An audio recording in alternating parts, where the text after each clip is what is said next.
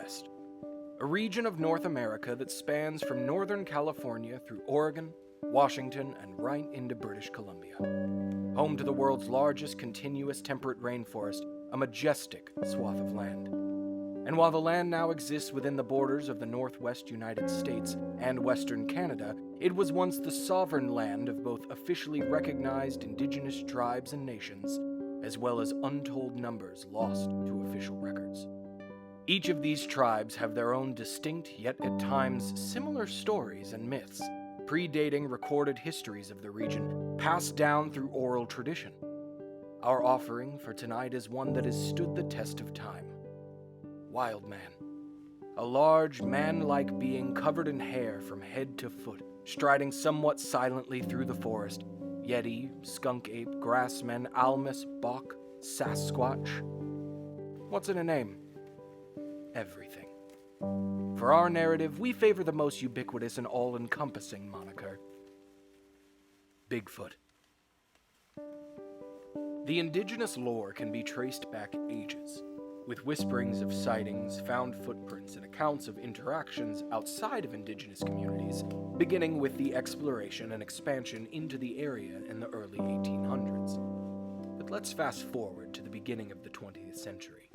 J.W. Burns, an Indian agent assigned to what is now known as the Sta'alis First Nation, is often attributed with coining the term Sasquatch in the 1930s, an anglicized Salish word, Saskets, meaning wild man or hairy man. The Sta'alis people claim a close bond with Saskets, believing the beings can move between the physical and spiritual realms. As more non-indigenous people flocked to the region, more sightings were reported, each more outlandish than the last. But as with all myths, the more prolonged and detailed the encounter, the longer it stands the test of time. Woodsman Albert Ostman was not a believer of the Sasquatch stories he'd heard, not before that fateful week in 1924 in British Columbia. While Ostman slept at his vacation campsite, he claims he was scooped up while in his sleeping bag by a large, supposedly male Sasquatch and brought to what appeared to be a homestead for a family unit of 2 adult and 2 juvenile animals. They held him captive for 6 days, though they did him no harm, and he, in turn, did not use his gun on them. They fed him sweet-tasting grass, and he stayed with them for a week, before giving the large male snuff and making his escape. Ostman kept his secret for nearly 25 years, but once more Sasquatch stories appeared, Albert told his tale to a local newspaper in 1957. Albert Ostman's recollection is met with skepticism even within the Bigfoot community, but elsewhere in the Pacific Northwest in 1924, other Bigfoot sightings would help spur future investigations. The narrow gorge known as Ape Canyon lies on the east flank of Mount St. Helens, Oregon.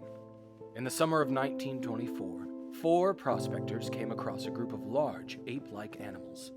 They were frightened, and one of them fired his rifle and shot one of the creatures, which then fell off the cliff.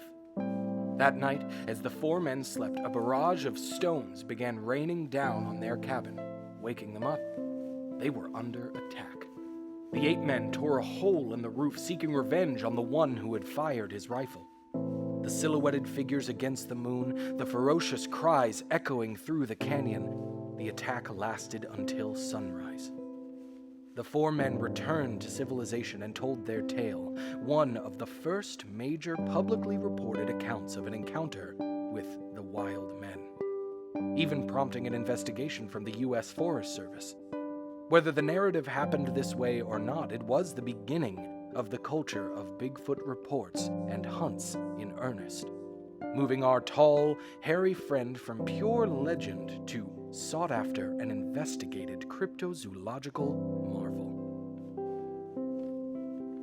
In Northern California, on a crisp October day in 1967, longtime believer and hunter of Bigfoot, Roger Patterson, and rodeo cowboy from Washington, Bob Gimlin, captured the most famous 59.5 seconds of footage, one of the most significant short films ever made for Bigfoot aficionados. The footage shows Bigfoot striding back into the forest and he seems to look back directly at the camera.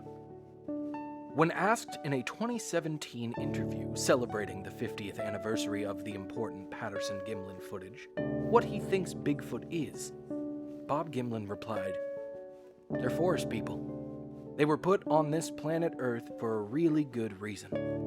Until we learn more, to make any statement about what they really are, I'd be so far out of line I just wouldn't even do it. To me, they're just big forest people." Forest people, ape-like animals, wild men, the sightings have never stopped. There have been projects, documentaries, television shows, scientific excursions, all hunting for this elusive superstar of cryptozoology, Bigfoot.